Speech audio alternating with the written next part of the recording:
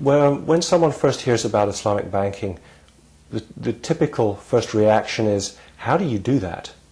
How can you have a banking system which doesn't rely on interest?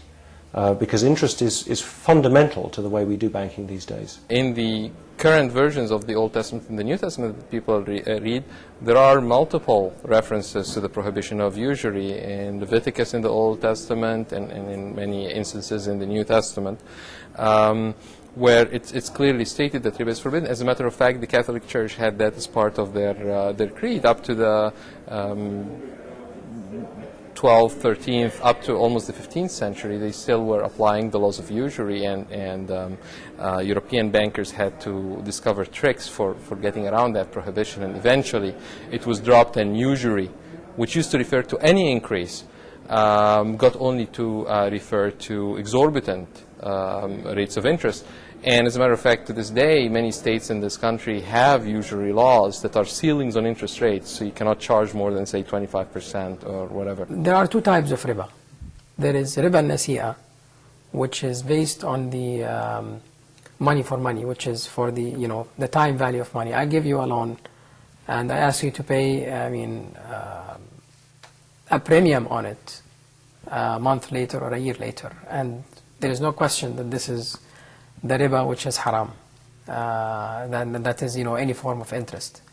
And then there is the other type of riba, riba al-fadl, which is, which is not very well defined, but if you go to the literature, you will find that it is anything that leads to inequitable transaction. It is important to think not only what is forbidden in simple transactions that were discussed by jurists, but also to think about the economics of what is forbidden, to think what is an Islamic economy, what would it look like, how to make sure not to fall into the forbidden riba or gharar or any of the other forbidden aspects in transactions. As you get deeper into it, one of the longer lasting impressions which you get is the piety of the Islamic bankers, the sense that they are not just engaging in financial transactions, but that in addition they are fulfilling a religious duty. I see that Islam as a religion comes with a major mission to create the ideal human being. And the ideal human being is the one who knows his limits, who knows his rights, and who knows other people's rights as well. And money can be the devil that can bring you closer to hell, and it can be also the very thick wall to protect you from hell if you utilize it correctly. And that's why I see that any successful Islamic banking is the one that looks at humanity first, looks at the person and develop the person who has control on the money to recognize God in every act. Headquartered in Pasadena, California, American finance house La Riba is based on the Islamic system of financing. In 1987, a pioneering group of community members created this financial institution that has grown manifold since its modest beginnings and has become the most recognized name in its field across the United States and around the globe. La Riba financing really incorporates and encompasses an approach to money, an attitude towards money, and the fact that the rate of return that's involved is not based on a hypothetical rate index, but in fact it's based on the rental value and the economic value of the transaction we're entering in. We think we have the most viable model that fits the Islamic Sharia that has ever been offered in home financing and automobile financing. My name is Morsi Badawi, and we started with American Financing Company a long time ago. We had a loan from the American Financing Company for the car wash 10 years ago, and right now we are starting a new car wash equipment. We are going through the process to get another equipment lease or finance through American Financing Company. American Finance House cannot lend for anyone who would like to do business illegally, such as opening bar and selling liquor. We don't do that, it's haram. My name is Sayed Arabi. and my company, Copies for Less, Books for Less. We're doing all kind of printing, and we're selling medical supplies and medical books. We deal with the Lariba Financing Company for almost about 8 years now. We finance through them about 3 machines. As far as financing, they are very good service. The staff is very friendly and very helpful with us too. And I'm very, very pleased to know that American Finance House Lariba has been approved by Freddie Mac. Freddie Mac is an organization created by the United States Congress to make the American dream of owning a home easier. My name is Masoud Nasimi, and I am a civil engineer by profession. I decided to buy a house in Islamic way, and alhamdulillah, American Finance House provided that for me. Now I have some sense of belonging. I used to rent apartments for the last 10 years, and I was just going from one apartment to another apartment due to the needs, the rises, the kids was growing. So I needed some place to settle down and send my children to the Islamic school. And so this house provided that settlement for me, so of course I am very happy. Actually, it is done for the community, but we are not closed for non-Muslims. We welcome to any community people, provided they accept, they agree to the terms, conditions, and the way how we work. My name is Claudio Gallego. I'm a nephrologist. I've been practicing here in West Covina for 10 years. And I've joined a group here that has had experience with American Finance Company. That's how we pursued any further financing for the latest dialysis unit. I think they're interested in community expansion and helping people to grow, both financially, and they also want to make sure that the people they associate with have something to give back to the community. I respect that philosophy. I think that transcends any religious separations. We believe we have something to contribute to America. We're proud to be Americans. We live here. This is our home. This is our children's home. And we're trying to deliver a better system, a better product that complements the traditional system out there. My name is Juma Baradia. I'm a physician, a cardiology physician, and I first got introduced to American Finance House when I moved to the United States from Kenya about 7 or 8 years ago.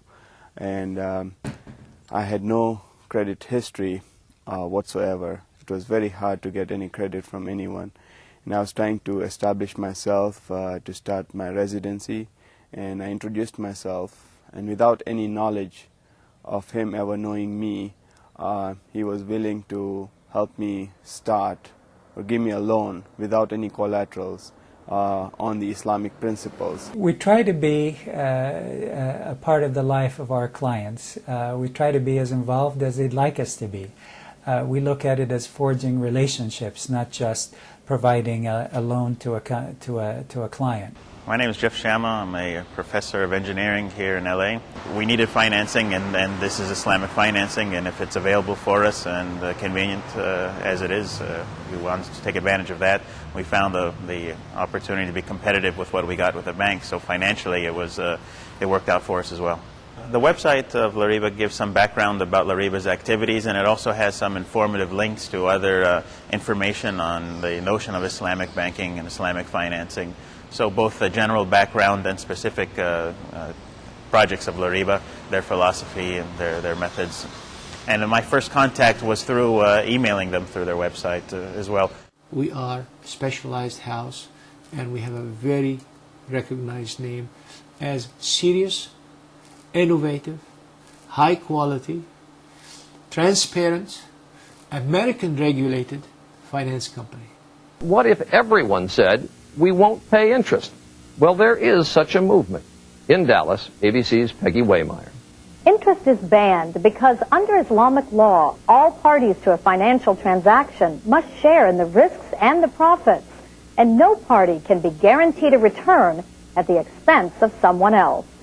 At this Muslim financial institution, one of a handful across the country, home buyers do not receive a mortgage. We've been very fairly treated by the American media, and we've received great enthusiasm. ABC News, a variety of newspapers. We've been invited to speak on public radio. So we explain our concepts. We explain the basis for our financing, how we do it, and I think it's been very positive. My name is Riaz Ahmed, and this is my wife, Manize Ahmed. We've got 3 children. Furqan Ahmed, 11, Umama Ahmed is 10, and we've got a 3-year-old daughter, Maha Ahmed. We thought about buying a home because it's an American dream, and we looked around and we had few opportunities available, but myself and my wife Manize, we decided. I never wanted to buy on an interest basis, basically, and I thought I'll never have a house in America. But Alhamdulillah, thanks to Lariba, we heard about it and we inquired about it, and we contacted them, and then we started the process of buying a house through them. We had an opportunity to go either for long-term 30-year mortgages, which are regular in the market, or we had an opportunity in this particular case to have a short-term 5 to 7 year. We preferred that, we'll have a shorter term and also a riba-free transaction, and that was the primary goal, and Alhamdulillah, we are forwarding toward this goal, and we'll pay this house in about 2.5 years. Sure. My name is Ashfaq Shabandri. I'm working in KFC last 15 years, and I own this store last 5 years. Last year our store was number 1. So we got the award for best of the best store in whole Southern California. I'm very satisfied because of La Riba, we don't have to deal with the interest and all. They treat us like a family, That's why we are very happy with them. They have very friendly service and they give personal attention. And for a small need, they are very helpful. We don't have to fill so many paperwork and all. A community Lariba financier or Islamic banker is a person who doesn't only have money, but a person who is willing to sacrifice his own time, his own life, his own belongings to make sure that the community lives better. It's not only a matter of how much money you make in terms of return on your investment. It is how many assets have you helped accumulate? How many households have you helped open up?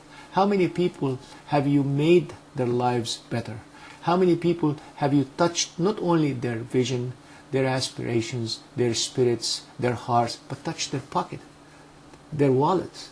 Because you can tell them anything you want, but end of the day they say, well, what difference did it make in my life? Am I eating better? Am I dressed better? Am I driving a better car? Am I enjoying better health care? And that is what a community banker, community financier should always be looking for.